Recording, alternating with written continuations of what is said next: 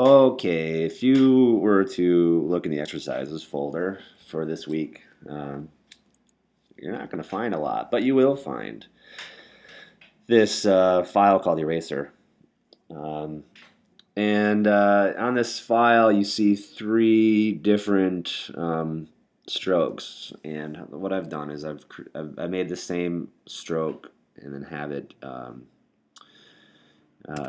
basically appearing differently each time. So this first stroke is basically like a pencil stroke. It's a basic stroke, 4-point wide. This next one is a brush stroke. It's a calligraphic brush. It had pressure set for its width, so I was able to get a nice thin line at the beginning and fat line at the end. And then this last one is a stroke that has been converted to a fill.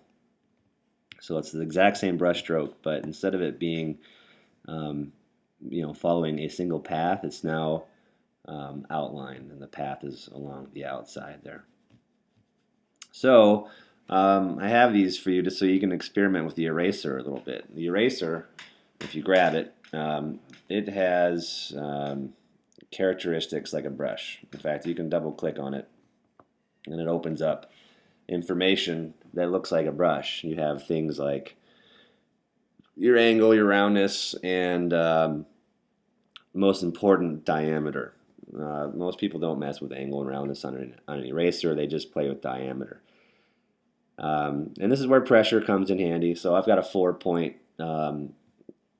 diameter, and my mode is set to pressure, and my variation is set to 4 points. I could go higher. I could go to 12. Make sure you up your variation to 12. Now, what I can do is I'm going to start over on this simple path, and I'm just going to basically run across it so that we can see what happens with the eraser on a path.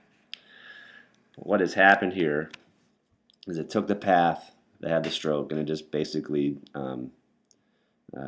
bisected it, right? So anytime the eraser crosses a path, it makes the path become multiple paths. Here is a brush stroke along the same path, and if you try to come in and erase part of the edge of it while you're erasing, it looks like it's doing what you would expect. As soon as you let go, it does nothing, because that stroke, the artwork is just a stroke along a path. It's information. It's an instruction, basically. It's an instruction to do something and look a certain way. But what's magic, or the magic of this piece of art in the middle, is this: it's a path. So if I went across it, we have to have it selected, I think. There we go.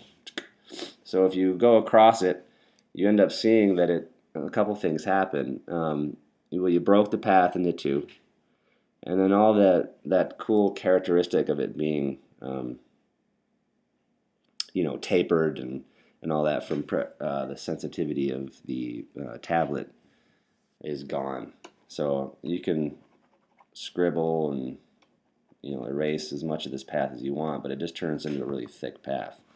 Now on this last one over here, this is a brush stroke that I turn into outlines. Now this is going to behave differently. It has to be selected. It's even hard for me to remember that.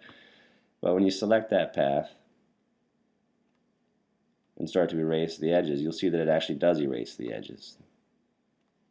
That's because the path is on the outside, and you're basically reshaping the path. So if I were to go right across the whole thing, now I've created two solids. All right, so if I were to erase in the middle of it, I punch holes, right? So now there's a path that's created a hole in here. So with anything that's a fill, the eraser works much better, but you can also, dissect lines and paths and all that stuff if you're trying to go simple. So the eraser, basically just play with these shapes so that you understand the difference between a stroked path and a filled path. Now, the last tool we'll talk about is the blob brush. The blob brush is pretty cool. It has settings too, as far as what you want for tolerances and the size of the brush and all that. So I've got a 10 point brush with a variation of 10 based on pressure, and the blob brush behaves like a brush, right? And so I can lay down color, but if I were to select this, you see that all those brushes, the brush strokes, are actually outlines. So it's no longer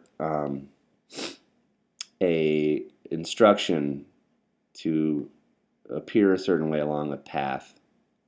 It's now a blob, and it's a fill, and you have a path along the outside of it. So there's no going back and correcting these brush strokes. But the other thing you'll notice is that it runs into other filled artwork and kind of merges with it. So if I were to just kind of do a big scribble along here and then select it, you see that it's now merged itself with that other fill. You can merge those two, and now this thing's back on as part of the artwork. So the blob brush just is basically real paint, and there's definitely times when this is convenient, but for the most part, I think you'll end up using the brush, the paint brush. But the blob brush, just being able to move, push that paint around, merge with other solids is kind of cool. And now, I've never actually tried this, but I'm going to see what. Oops, that's not what I want to do. I want to change the color of the blob brush. So different colors will not merge. Only colors of a likeness. I mean, I should have known that. I never used the blob brush. So blues will merge with blues, greens will merge with greens, and so on, but they won't merge with each other. So play around with that. Check out the eraser, check out the blob brush, mess with their settings, and yeah, that pretty much wraps up all of the paintbrush business.